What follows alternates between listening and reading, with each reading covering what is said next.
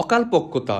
বয়স হলে চুলের রং ফিকে হবে, কিন্তু স্কুলের গণ্ডি না পেরানো ছেলে মেয়ে অথবা অকালপক্ব বয়সে মাথায় পাকা চুল উকি দেওয়া তো স্বাভাবিক নয়।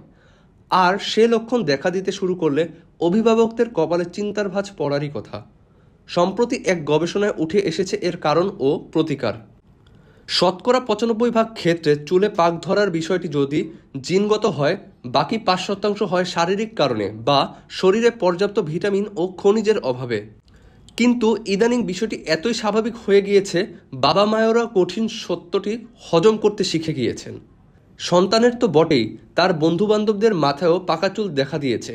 আবার বছর ৩০-এর যুবক যুবতীদের মাথায়ও পাকা চুল দেখা যাচ্ছে।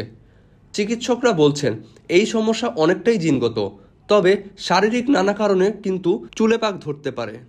২০১৯ সালে হওয়া একটি সমীক্ষায় দেখা গিয়েছে দেশের প্রায় ১০.৬% স্কুল পড়ুয়ার মাথাতেই পাকা চুল রয়েছে। Indian journal of applied research এ প্রকাশিত হয়েছে এই গবেষণাটি। চিকিৎসকেরা বলছেন এখনকার শিশুরা জাঙ্ক ফুড খেতে অভ্যস্ত।